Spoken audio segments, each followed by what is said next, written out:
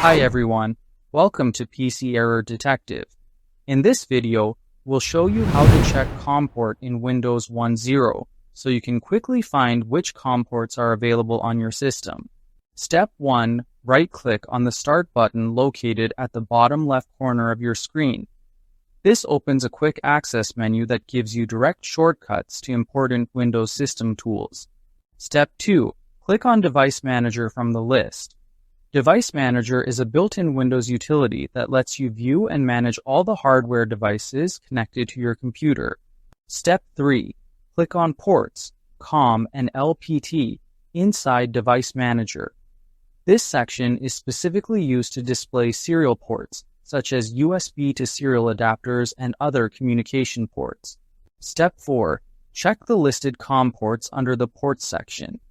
Here you can see the active COM port numbers, which are important when connecting devices like printers, scanners, or microcontrollers. Thanks for watching, and don't forget to subscribe to PC Error Detective for more helpful Windows troubleshooting videos.